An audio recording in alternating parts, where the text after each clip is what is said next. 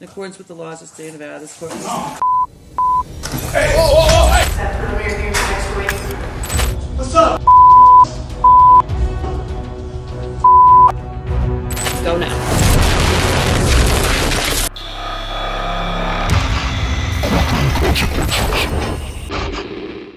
This is Deobra Redden, who's facing charges for attempted battery in Nevada. 30-year-old Redden was arrested after he allegedly attacked a man with a baseball bat. He pleaded guilty and faced a possible sentence of 1 to 4 years in prison. At his sentencing, Redden had a calm and matter-of-fact exchange with Clark County District Judge Mary Kay Holthus. Based on my criminal history, I feel that I shouldn't be sent to prison for a second time. Have you looked at your criminal history? Have you looked at your criminal history? I've actually just, I looked at it. I mean, you lived it, I suppose. I just looked at it, Yeah. Judge Holthus then reminded Redden of his criminal history. 3 felonies, a gross, 9 misdemeanors, multiple DVs. Got a lot going on, sir. Yeah, I just figured battery on a protected person, robberies, attempt home invasion. Redden, who struggled with mental health issues like schizophrenia and bipolar disorder, tried to convince the judge that he deserved a second chance. I feel like I shouldn't be sent to prison, but if it's appropriate for you, then you have to do what you have to do. But I figured that, if I'm in a better place in my life, I'm not doing drugs, I'm not out there committing crimes now, and I feel like I should be given a shot because I'm in a better place than I was. But Judge Holthus was having none of it. I appreciate that, but I think it's time that he gets a taste of something else because I just can't with that history. This is when things got crazy. Hey! Whoa, whoa, whoa, hey! Hey! Redden launched over the courtroom bench and headed straight for Judge Holthus.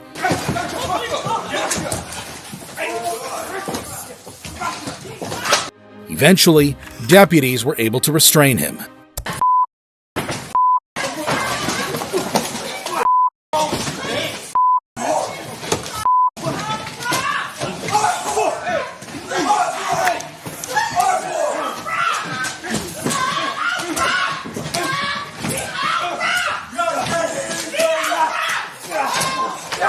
As alarms went off in the courtroom, people started to call for help.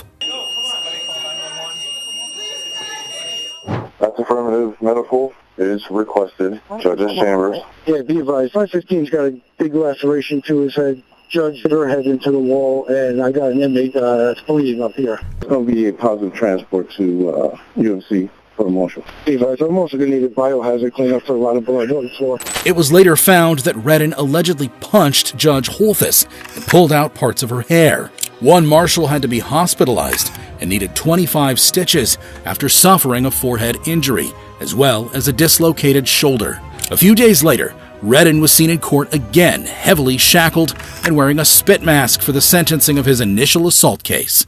Good morning. All right, this is on for the continuation of Mr. Redden's sentencing. For purposes of the record, I want to make it clear that I am not changing or modifying the sentence I was in the process of imposing last week before I was interrupted by defendant's actions. All right, that being said, in accordance with the laws of the state of Nevada, this court does now sentence you, in addition to the $25 administrative assessment fee, $150 DNA fee, the $3 DNA administrative assessment fee, and $250 indigent defense fee, 19 to 48 months in the Nevada Department of Corrections. Additionally, he faced 13 new charges for the attack on Judge Holthus, including attempted murder, battery, and extortion by threat. If convicted, Redden could spend decades in prison. Deobra Redden is a prime example of a convict acting crazy in court. However, whatever a man can do, a woman can do better. Like in the case of Melissa Hardwick, who was in Russell and Wayne County Family Court in Kentucky for a domestic violence hearing. Melissa's ex-husband had filed a domestic violence order against her. Your statements in your petition as part of your testimony, but I need you to tell me briefly, in your own words, what happened to cause you to ask for a domestic violence order. Yes, Your Honor. Things have been escalating, I guess, since the first of the year, and Melissa's had a couple MIWs and a couple arrests, and she got out of jail, and I I guess, April, and she started, we hadn't really had anything personal up until that point. She got out of jail in April. He was explaining the situation when suddenly Melissa erupted. My personal life is your business, John. It has nothing to do with Miss you Hardwick, boys. No. you will be held in contempt of this court if you become disruptive. I don't care. I haven't done anything to this court. I haven't done anything to him. She will be arrested for contempt of the court. It doesn't make any difference. You will serve 10 days for contempt of court. She was arrested for contempt and sentenced to 10 days in jail. This is when things got crazy. Go now.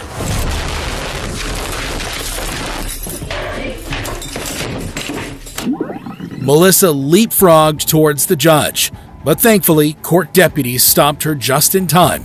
However, that did not stop her verbal threats. Get off of me! Stand by the back. Wait and see. Get my bracelet off the floor. Melissa faced additional criminal charges for her antics. A new judge will have to be appointed to represent because she will be charged criminally for the threats that were made in open court today. Eventually, Melissa was sentenced to 120 days in prison for her outburst.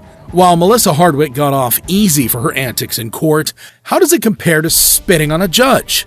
Like in the case of 30-year-old Bass Webb, who's in court on attempted murder charges. CCTV footage outside a Kentucky jail showed Webb, a former inmate who spent 3 months there on assault charges, intentionally hitting 2 prison workers with his car.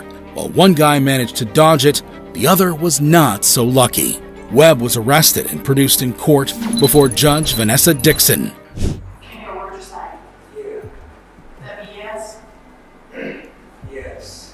Since she knew the 2 jail employees beforehand, Judge Dixon decided to recuse herself from the case. There's no way I'm going to try this case or have any further proceedings, or I have to see you for one further second. But what Webb did next shocked the whole courtroom. Set preliminary hearing next week. Webb literally spat on Judge Dixon, clearly taking her by surprise.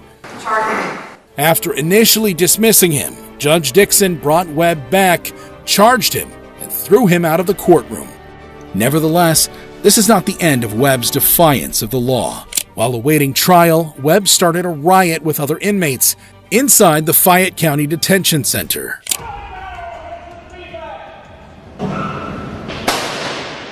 Webb was shot with beanbag bullets and even hit in the neck with a pepper ball.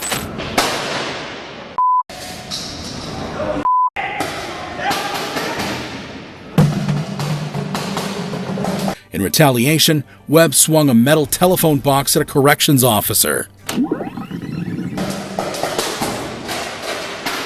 He was charged again for his actions and sentenced to 15 years in prison. I will accept the jury's recommendation of 5 years on count 1, enhanced to 15 years pursuant to the persistent felony offender of first degree. Additionally, Webb was convicted of attempting to murder the 2 jail employees and got an additional 37 years, facing a total of 52 years of prison time. During this time, new evidence came up linking Webb to the unsolved murder of his ex-girlfriend Bria Runewitz.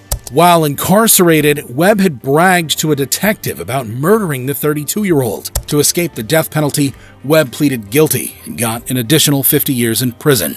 Now, if that wasn't enough, 5 years later, another cold case came to haunt Webb. This time, he was charged with the murder of another ex-girlfriend, Sabrina Vaughn. This time, Webb appeared in court with a sinister tattoo on his head. It had a murder hit list of all the people he intended to kill, including all judges, all prosecutors, all cops, the media, 3 rats that had been crossed out, and many more. Webb was convicted and sentenced to life in prison, with the possibility of parole after 25 years. You have found the defendant guilty of the offense of intentional murder. While Bass Webb's audacious acts in the courtroom shocked everyone, how does it compare to elbowing your own lawyer? Like in the case of Joseph Zeeler, a double murder suspect in Cape Coral, Florida. Back in May 1990, 11-year-old Robin Cornell and her babysitter Lisa Story were found assaulted and murdered at their home. The gruesome scene was discovered by Robin's mom, Jan Cornell, who called 911. 911. Someone in my house. Someone broke in my house. I think my daughter's dead. Oh my God, please hurry. Ma'am, please just calm down with me. Oh my God, The case went cold for over 2 decades until Zeller was arrested in 2016 for shooting and injuring his son. His DNA was collected and entered into the database, which matched the DNA evidence from the 1990 crime scene. Now, Joseph Zeller was actually arrested for another crime, and that's how detectives were able to get his fingerprints and DNA samples. His sample was put into a database called CODIS, and that database also stores unknown DNA samples, including those from the Cornell Story case. Now, when the system ran, that's when detectives got a hit linking Zeller to this 26-year-old murder case. Zeller was further arrested and charged with capital murder. In court, prosecutors sought the death penalty. The kind of factors which makes what the defendant did to Robin Cornell and Lisa Story so grave, so serious, that death is the appropriate recommendation, that death is the appropriate sentence. Zeller then took the stands. He initially denied knowing both the victims and Jan. Do you know Jan Cornell? No, I don't know Jan Cornell. Do you know Lisa Story? No. Do you know Robin Cornell? No. But later said his DNA was at the crime scene because he and Jan were involved in intimate acts the night before the murders. And what I believe happened is I slept with Jan Cornell and Leanne Deller, and they were just too much of a pig not to wash their sheets. He even called the victim's mother a pig. Your DNA would have still been there 5 months later. Yes. And that's because they're pigs and they don't wash their sheets, Exactly. Right? You know that? Well, I assume that. Just like you're assuming that But just so the record's clear, when I said they're pigs and they wash their sheets, that's what you said. Absolutely. Zeller then claimed that the prosecutor was framing him. Well, the DNA witnesses, did you hear them say that they actually did retest NB32, that they actually took the sheet, recut another sample, and had another analyst do the same test? Did you hear that? Yes. So the retesting was done. I believe FDLE is siding with the prosecution. Of course they're going to say that. Eventually, the jury found Zeller guilty of first-degree murder. Verdict. We, the jury, find as follows as to count 1 of the charge. The defendant is guilty of first-degree murder of Robin Cornell. We, the jury, find as follows as to count 2 of the charge. The defendant is guilty of first-degree murder of Lisa Story. But what Zeller did next left the whole courtroom stunned. At his sentencing, Zeller appeared in handcuffs. First, he asked his attorney for a private discussion. What's that?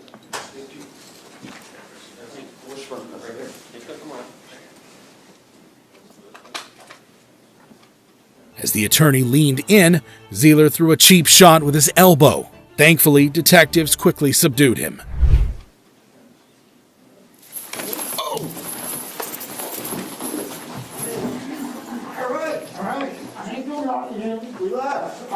Are you okay? I'm fine. I'm relaxed. I'm calm. Relax. Meanwhile, the lawyer saw the funny side of the incident. I used to box. I've taken a lot better shots than that. After the dust settled, it was time for Zeller to learn his fate. The court's review of other capital cases has led the court to conclude that the death penalty would be a proportionate sentence in this case. Therefore, the court concludes that under the laws of the state of Florida, the defendant has forfeited his right to live. He was sentenced to the death penalty. Accordingly, it is ordered and adjudged that the defendant, Joseph Adam Zeller, is hereby sentenced to death for the murder of Robin Cornell and the murder of Lisa Story. While Joseph Zeller's attack on his defense seemed premeditated, how does it compare to punching someone out of the blue? Like in the case of Christopher Teal, who was in the King County courtroom facing sexual assault charges in Seattle, Washington. Reports suggest that Teal, a homeless man, followed a woman inside a restroom at a Volkswagen dealership and assaulted her. He was arrested after company employees barged in and stopped the attack. Teal was charged with first-degree sexual assault and unlawful imprisonment. He appeared in court for a competency hearing represented by his lawyer, Reed Birkland. As the hearing began, Teal seemed amused and raised his arm towards Birkland before being stopped by a court officer. Mr. Teal's present. He's in custody. He's represented by counsel, Mr. Birkland. Then suddenly, without provocation, Teal snapped. Standing from his counsel, who I'll defer to in a moment, that they are now stipulating that Mr.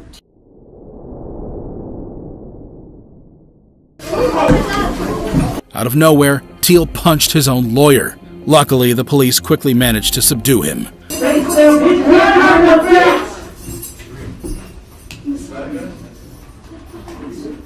your hands behind your back now. A spit hood was placed over his head, and Teal was removed from the courtroom. Birkland was unhurt in the incident, barring his pride. He promptly withdrew from the case. Regarding the Christopher Teal matter. No. Okay. I have a question, though. Are you running a diminished capacity or insanity or anything of that nature? I don't have anything to talk about. The next time Teal appeared in court, the officers ensured he wouldn't be punching anyone. Teal was seen heavily strapped to a chair. However, he still had one complaint. Teal's biggest concern was how his hair looked in his mugshot. I'd like to know where the they got that photo of me with my short hair. Because that was on Facebook, and I don't have a Facebook. All right. So you're on the legitimate question. Like, do they have access to Google? The judge scheduled another hearing in a week's time. Eventually, Teal was sentenced to 8.5 years in prison. While Teal's reaction could certainly be dismissed as a mental health issue, what happens when you get into a wrestling match with the judge? Like in the case of Sidney Newsom, who is facing a domestic violence charge in Pike County Justice Court in Mississippi. Southern District Judge Aubrey Rimes was presiding over the hearing. Newsom initially seemed to be in a good mood as he reviewed some papers. But an altercation with a court officer seemed to agitate him. Newsom was then asked to sign some papers.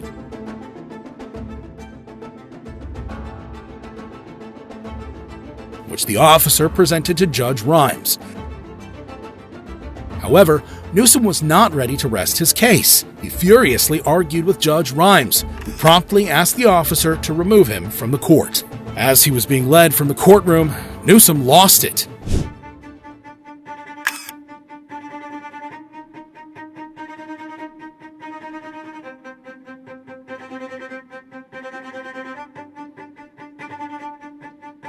First, he grabbed a stack of papers and threw it at Judge Rimes. The officer tried to subdue him, but Newsom managed to overpower her.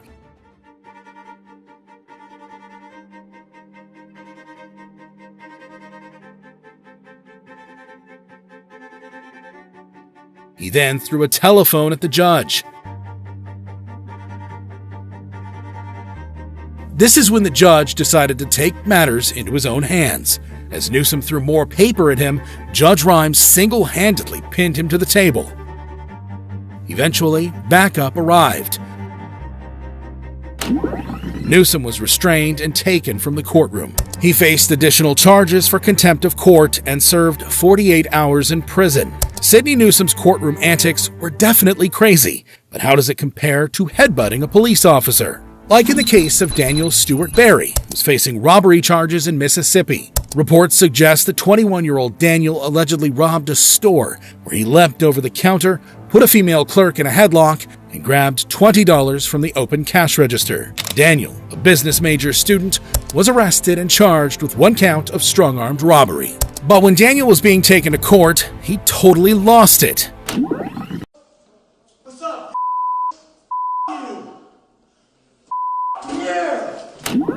Daniel cursed and headbutted a sheriff's deputy, breaking his nose. He was quickly carried off and detained.